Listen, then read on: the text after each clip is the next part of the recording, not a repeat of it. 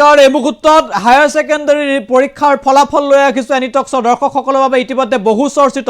উচ্চতৰ মাধ্যমিক চূড়ান্ত বৰ্ষৰ পৰীক্ষাৰ ফলাফল অৱশেষত ঘোষণা কৰা হ'ল 9 বজাৰ লগে লগে অসম উচ্চতৰ মাধ্যমিক শিক্ষা সংসদে প্ৰকাশ কৰিলে পৰীক্ষাৰ ফলাফল কিন্তু এইবাৰ ফলাফল পৃথক পূৰ্বৰ বহু বছৰ ৰেকৰ্ড এক প্ৰকাৰ ভংগ কৰি এইবাৰ পৃথকভাৱে পৰীক্ষাৰ ফলাফল ঘোষণা কৰা হ'ল এইবাৰ কোনো ধৰণৰ শীৰ্ষস্থানৰ ব্যৱস্থা নাই উচ্চতৰ মাধ্যমিক চূড়ান্ত পৰীক্ষাৰ ফলাফলত উচ্চতৰ মাধ্যমিক চূড়ান্ত বৰ্ষৰ পৰীক্ষাৰ ফলাফল এইবাৰ ৰেংকিং অৰ্থাৎ স্থান অবিহনে ঘোষণা কৰা হ'ল কোনো ধৰণৰ ষ্টেণ্ডৰ ব্যৱস্থা নাই কলা বাণিজ্য বিজ্ঞান কোনো শাখাতেই এইবাৰ ষ্টেণ্ডৰ ব্যৱস্থা নাই আৰু সম্পূৰ্ণৰূপে ষ্টেণ্ড বা শীৰ্ষস্থান অবিহনে এইবাৰ ঘোষণা কৰা হ'ল উচ্চতৰ মাধ্যমিক চূড়ান্ত বৰ্ষৰ পৰীক্ষাৰ ফলাফল বিগ আপডেট এনিটক্সৰ দৰ্শকৰ বাবে আমি জনাইছো খুব গুৰুত্বপূৰ্ণ খবৰ নতুন পদ্ধতিৰে ঘোষণা কৰা হ'ল এইচএছৰ ফলাফল এইবাৰ শীৰ্ষস্থান অবিহনে ফলাফল ঘোষণা খুব জৰুৰী খবৰ এই মুহূৰ্তত নতুন পদ্ধতিৰে ফলাফল ঘোষণা কৰা হৈছে কলা শাখাৰ উত্তীৰ্ণৰ হাৰ 89.18%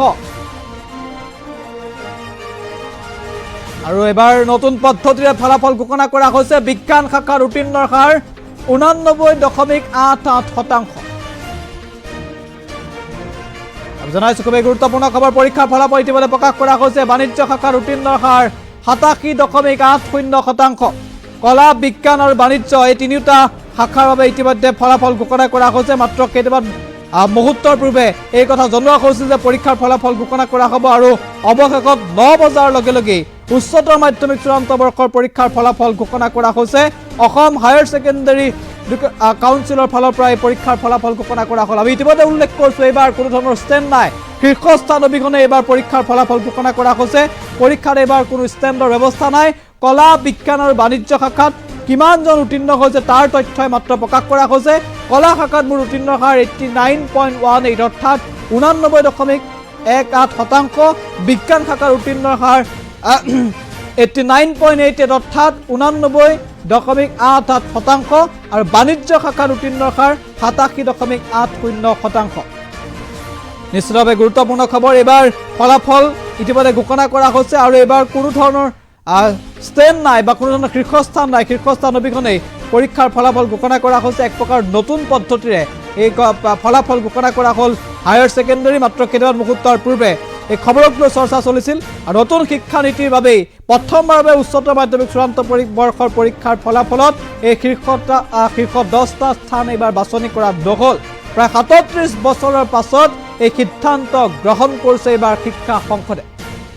আমি জনাইছো আমি নতুন আপডেট এই মুহূৰ্তত আপোনালোকৰ বাবে লৈ আহিছো কেইবাটাও নতুন আপডেট ৰাখিছে কলা শাখাত প্ৰথম বিভাগৰ উত্তীৰ্ণ 40,499 জন কলা শাখাত ফাৰ্ষ্ট ডিভিজন পাইছে 40,499 জন বিজ্ঞান শাখাত প্ৰথম বিভাগৰ উত্তীৰ্ণ হৈছে 23,552 গৰাকী বিজ্ঞান শাখাৰ আপডেট আমি জনাইছো বাণিজ্য শাখাত প্ৰথম বিভাগৰ উত্তীৰ্ণ 5,915 জন খুবেই গুৰুত্বপূৰ্ণ খবৰ কলা শাখাত প্ৰথম বিভাগত 40,499 জন উত্তীৰ্ণ হৈছে কলা শাখাত 40,499 জন কলা শাখাৰ উত্তীৰ্ণ হৈছে আৰু বিজ্ঞান শাখাত প্ৰথম বিভাগত উত্তীৰ্ণ হৈছে 23,552 জন প্ৰথম বিভাগৰ উত্তীৰ্ণ বাণিজ্য শাখাত প্ৰথম বিভাগৰ উত্তীৰ্ণ হৈছে 5,915 জন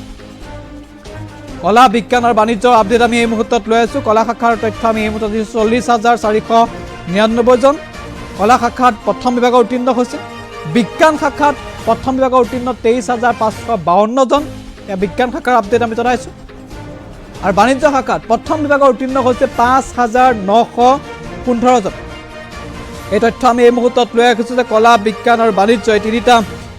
বিভাগৰ প্ৰথম বিভাগৰ উত্তীৰ্ণসকলৰ তথ্য আমি এই মুহূৰ্তত লৈ আহিছো কলা বিজ্ঞান আৰু বাণিজ্য মুঠতে এইবাৰ পৰীক্ষাৰ ফলাফল কিছু আগতকৈ পৃথক প্ৰায় 30 বছৰৰ পূৰ্বে 30 বছৰ 37 বছৰ এক প্ৰকাৰ ৰেকৰ্ড ভংগ কৰি বা 37 বছৰ যি নিয়ম এই নিয়ম ভংগ কৰি এইবাৰ শীৰ্ষস্থান অবিহনে ফলাফল